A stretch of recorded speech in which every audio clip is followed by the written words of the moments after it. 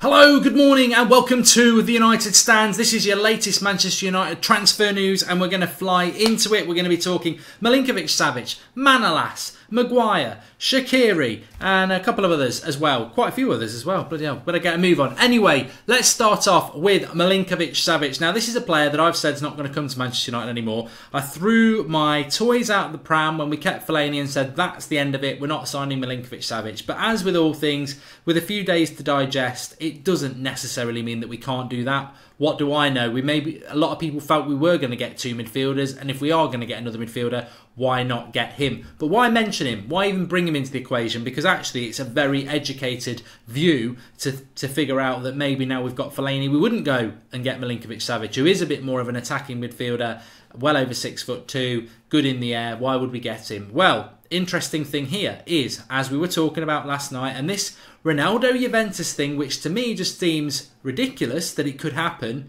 actually looks like it could happen. And one thing I would say is, if Juventus do sign Ronaldo, where can Anthony Martial go? Because I spoke about this the other day. Bayern Munich don't want him. Juventus was the only real option I felt outside of England, and we're probably not going to sell him anywhere in England. So inadvertently, I think if Juventus sign Ronaldo, it means we keep Martial. Whether that's a good thing or not, whether Mourinho would actually use him or not, or will still be frustrated, is by the by. But more importantly, in relation to this show and Milinkovic-Savic, if Juventus sign Ronaldo, they're going to be pretty much tied up with that deal for the next 12 months trying to find ways to pay it. They ain't going to have 80, 90, 100 million that Lazio wants for Milinkovic-Savic, and that is exactly what Tuttosport reported, that this has given potentially Manchester United a clear route to Milinkovic-Savic, and not only that, a clear avenue to actually barter the price down and maybe get him for 80 or 70 million, because who else is going to go in for him?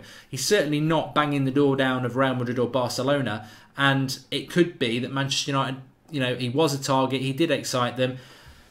Who knows? Look, we came into this summer and I said the three signings I wanted Manchester United to make, and it's way back there at the start, was Fred, Sandro, Milinkovic-Savic. And if we signed those three players, I would be happy. Okay, one or two more would be great, but if we got those three players, two midfielders and left back, I would be happy. We've got Fred. Alexandro, by all accounts, is now looking like we can do it. And then if we got Milinkovic-Savic as well, which looks like we couldn't, I'd take it. All I'd say is don't judge him on the World Cup. He was poor in the World Cup, but so was Messi. He's been brilliant for Lazio. I've watched a lot of Serie A for a lot of years, and he's as good, potentially, as what Paul Pogba is. So he's a good player. He's a good player, and I think a lot of people are judging him off the World Cup. But keep your eye on that, because if Juventus do pull off this, as I call it, deal of the century with Ronaldo, they ain't going to be going in for Milinkovic-Savic. Sticking with Serie A, Costas Manolas is a blast from the past. Now, I forget how many years we've been doing the United Stand, but let's say 2 or 3 summers ago, I never used to shut up about Costas Manolas. A bit like Hirving Lozano, it was that summer. And I used to say Manolas has been brilliant for Manchester United. He wins every ball in the air. He's got the best aerial duel rate in Serie A. He's brilliant. Now, actually, last season, he probably had his worst season at Roma. I know he scored a goal against Barcelona, but he didn't have a very good game. I didn't think he was particularly good against Liverpool either. And he sort of dropped off the radar as a centre-back I would bring to Manchester United. However, he has spoken and he has said that obviously it's everybody's dream to go and play for a big club like Manchester United, Barcelona, Bayern Munich or PSG. No mention of Arsenal, who actually want to sign him.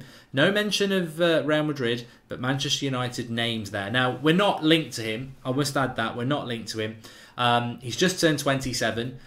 He did say himself, I feel that I could go to a big club, even a Barcelona, and do really well. So if we're looking for a centre-back, it'd be interesting to see if United were in for Manolas and whether Mourinho would feel that he is the sort of option that we need.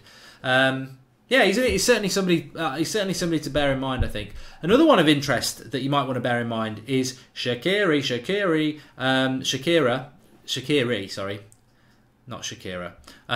She's out of the World Cup, Colombian. But Shaqiri, now £12 million is apparently the price, and he's very heavily linked to Liverpool. I don't know why we just keep getting linked to Liverpool players. Oh, I must just say here, I think Fabinho misread his script for his first interview for Liverpool, because he actually came out and said yesterday that there was no official bid from Manchester United for him.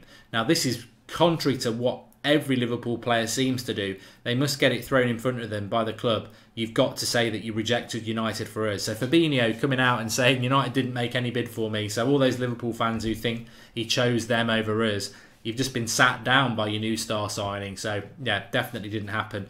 But back to what I was talking about there. Shaqiri and Fekir, both Liverpool targets, both getting linked to Manchester United. I think it's just the way. But this comes from, I read it in the Metro, which is that Mourinho has disclosed to close friends that whilst in Russia, he's really been monitoring Shaqiri, and he really would, feels he might be a player to go for Manchester United.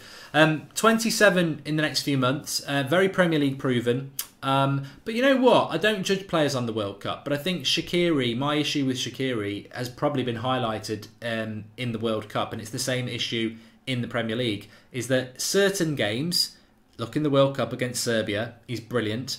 Then against Sweden, opportunities to get into a quarter-final, pretty average. And that's the same with Shaqiri when he's played for Stoke. It's like, every now and again, brilliant performance, then average performances. And you can always say, well, he's playing with lesser players, but I can think of numerous players that have played for lesser teams. I mean, look at Wilfried Zaha at Crystal Palace. He's playing with lesser players, but he's still consistently very, very good. And that's the word with Shaqiri. Consistency isn't there. But £12 million for a potential bench player is not a bad deal. And I think he suits Liverpool because they do need that sort of player. But Manchester United, Shaqiri, I don't see where he fits into a Manchester United squad, because I think if United are going to sign an attacker, they've got to be better than what we've got. I don't think we're looking for a squad player.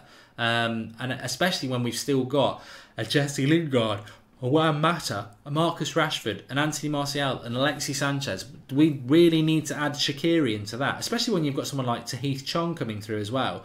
I've got no opposition to signing a Bale or a Perisic or a Pulisic or a Ronaldo, because they're better than a lot of what we've got. But buying a squad player just because he's cheap, it's the same old let's go and get Gelson Martins from Sporting Lisbon because he might be free. Free? I'm not bothered about free or cheap. It's whether they are good enough and better than a lot of what we've got. And I don't see that with Shaqiri. I think he should be going to Liverpool, really. Next player I want to talk about is Harry Maguire. A lot of people have spoken about Harry Maguire as a centre-back. And again, I must just say that we're in that World Cup bubble again. And he's been good in the World Cup. But he has also been good for Leicester. And that's where people should be judging him, is whether you've watched him play for Leicester many times in the Premier League, and also previously at Hull. He's been impressive, and his form isn't massively different for England, but don't jump on the Harry Maguire thing just because he's doing well for England. He's been doing it in the Premier League. Manchester United, I think Harry Maguire will come away from that World Cup probably a little bit like Jordan Pickford, thinking, I'm happy at Everton, I'm happy at Leicester, but I can be anything I want to be, especially if they get to like a World Cup semi-final or even better.